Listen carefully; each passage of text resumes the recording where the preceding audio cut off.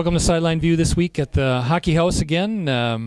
Jeremy, why don't you start off talking about the state swim meet coming up? It starts today, Thursday, runs through Saturday for 1A and 2A, and we've got, I think, 9 qualifiers in all. Is that correct? That is correct. State diving prelims are today.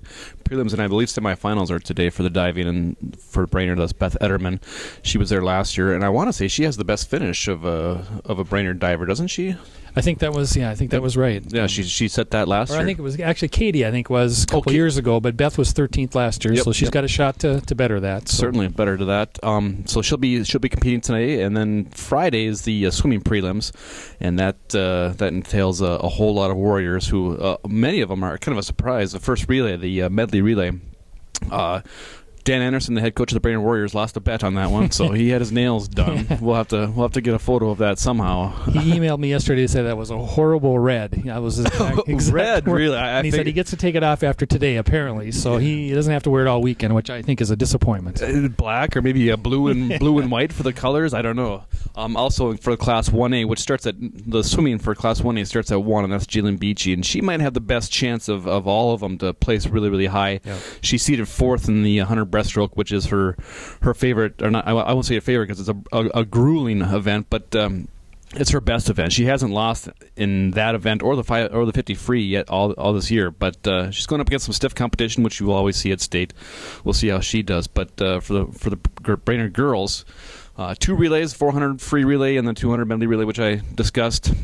Fallon Ryan, Hannah McKeague are both going as individuals as well, so a lot of action for Brainerd swimmers and Staples Molly. So. Yep, it'll be interesting to see. I would say, Jalen probably has a good shot. Maybe, who knows, to win it all, possibly, but she's already a state champion in track, so I wouldn't put it past her at all. She's quite an athlete. And the finals are Saturday. Yeah. Class 1A is at 1 noon, I think it is. Noon and 6. Yep. Okay. One thing to touch on, too, Central Lakes College just got their 4th straight bowl bid in football. They are going to the Valley of the Sun Bowl. That'll be in Phoenix December 1st, which would be a nice place to visit for a weekend, I guess, right now, with the weather cooling off a little bit, although it has been pretty nice here. But they've just had a phenomenal run here in the last 4 or 5 years, and 4 bowl games in as many years. That's quite an accomplishment, and they have really stepped up. They're one of the top 2 programs, if not the top football program in this, in the community college system. So congrats to Greg Medic and his staff and the players. That'll be an exciting time for them, and got a couple weeks now to prepare for that. So I would think they'd be in and get healthy too, get healthy. That's always kind of the big concern. Right. Sunday, you want to talk about? We got the area volleyball team coming up, and talk about that a little bit. All area volleyball team is coming out Sunday. Top 12 players from 12 schools, 13 schools I think we have, with Lake Region included. But so the top 12 players we selected yesterday. On Tuesday we selected our all area player. So tune in on Sunday, see who got the nod.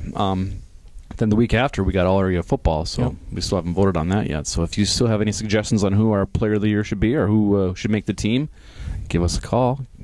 Give him a call, email me, and let us know. One thing we got started already now is Flying Warriors girls hockey opens up Friday night at home against Crookston. Just talked to Stephanie Sustersich yesterday for their preview story, which will be in Friday's Dispatch, and they're going to try and improve on. They won only 4 games last year, so do have have a lot of experience coming back. A lot of young girls got a chance to play last year, so hopefully that'll pay off in some more wins. But they'll get a chance to see where they're at starting tomorrow night. So another couple things that last weekend I had a chance to cover CLC men's basketball and their opener on Friday. They lost to United Tribes on a last-second layup. It was just one of those things at the buzzer which you couldn't prevent, and I know then they ended up losing on Saturday as well. I think it was to Bismarck, so they're 0-2, and Coach Russell thinks it might be the first time they've been 0-2 since he's been here. I haven't had a chance to look that up yet, but. And then the CLC women also opened up, and they lost both of their games over the weekend too. And they only have 9 players. They're kind of like the Timberwolves, so it seems to be the magic number so far this basketball season for a few teams anyway. So, but I would expect both of those teams are going to get on track here. It's early and nothing to panic about at this point. So. And they probably won't see those schools the rest of the year. So no, they were, I think United Tribes was a Division II. Bismarck was a Division I school, which means they can give scholarships. Depending on what your level is, you can give more at D1 than you can at D2. So long way to go there. No reason to hit the panic button there yet. So what else? I know it's going to be kind of a slow week, Thanksgiving week yet, but then we're going to really crank it up after that. Yeah, we got basketball starting up. Practices are going already for girls. I think boys start Monday. Yep. Monday, and then hockey girls already started. Boys will get going, and it's the usual winter fiasco. Yep. Dark, snow, and cold. So it's what we got to look forward to, I guess, for the next 3-4 months. So. That's about all I can think of. So we'll wrap it up for this week, and we'll talk to you again next week from the Hockey House. Thanks.